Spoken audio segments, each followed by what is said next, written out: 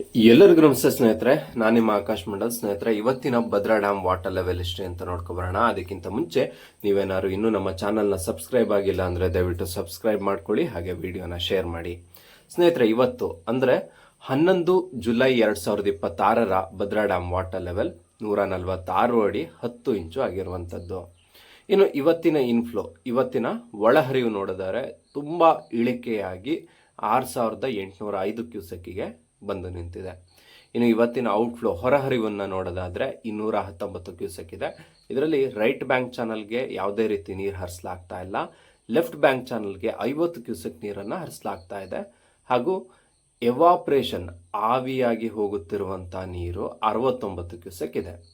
ಇನ್ನು sluice gate ಮೂಲಕ ನದಿಗೆ ಬಿಡುತ್ತಿರುವಂಥ ನೀರು 100 ಕ್ಯೂಸೆಕ್ ಇದೆ. ಇನ್ನು ಇದೇ ದಿನಾಂಕದಂದು ಕಳೆದ ವರ್ಷ 174 ಅಡಿ 4 ಇಂಚು ಭದ್ರಾ ಡ್ಯಾಮ್ನ ವಾಟರ್ ಲೆವೆಲ್ ಇತ್ತು.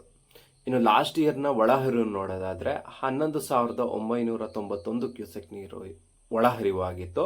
ಅದೇ ರೀತಿ ಹೊರಹರಿವು ನೋಡೋದಾದರೆ 2,303 ಕ್ಯೂಸೆಕ್ ನೀರು ಹೊರಹರಿವು ಆಗಿತ್ತು.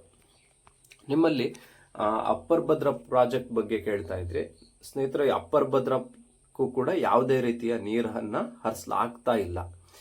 ಆದರೆ ಈ ಅಪ್ಪರ್ ಭದ್ರಾ ಒಂದು ರೀತಿಯಲ್ಲಿ ಫೇಲ್ಯೂರ್ ಪ್ರಾಜೆಕ್ಟ್ ಅಂತಾನೆ ಅನ್ಸುತ್ತೆ. ಯಾಕಂದ್ರೆ ಅಲ್ಲಿ ಮಾತಾಗಿದ್ದೇನು ಅಂತ ಅಂದ್ರೆ ತುಂಗಾ ನದಿಯಿಂದ ಲಿಫ್ಟ್ ಮಾಡಿ ಭದ್ರಾ ನದಿಗೆ ಡಂಪ್ ಮಾಡಿ ಭದ್ರಾ ನದಿಯಿಂದ ಪಾಸ್ ಮಾಡ್ತೀವಿ ಅಂತ ಮಾತಾಗಿದ್ದು. ಆದರೆ ಈಗ ಯಾವ ತರ ಪರಿಸ್ಥಿತಿ ಹೇಗಿದೆ ಅಂತ ಅಂದ್ರೆ, ಈಗ ಆಲ್ರೆಡಿ ಭದ್ರಾ ಡ್ಯಾಮಿಂದ ಕೊರೆದು ನಾಲೆಗಳನ್ನು ಕೊರೆದು ಬಿಟ್ಟಾಗಿದೆ. ಈಗ ನೀರು ಅಲ್ಲಿಗೆ ಬಿಡಲೇಬೇಕು. ತುಂಗಾ ನದಿಯಿಂದ ಡಂಪ್ ಮಾಡೋ ಫೆಸಿಲಿಟಿ ಇನ್ನೂ ಆಗಿಲ್ಲ.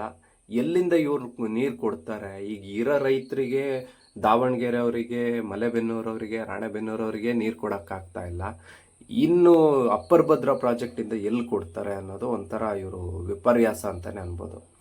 ಸೊ ತುಂಗಾ ನದಿ ಆಲ್ಮೋಸ್ಟ್ ತುಂಬ ಆಗಿದೆ. ಅದು ತುಂಬ ಬೇಗ ತುಂಬುತ್ತೆ ಕೂಡ ಹೌದು. ಮಲೆನಾಡು ಭಾಗದಲ್ಲಿ ತುಂಬ ಮಳೆ ಆಗುತ್ತೆ, ಆದಷ್ಟು ಬೇಗ ತುಂಬಿಡುತ್ತೆ.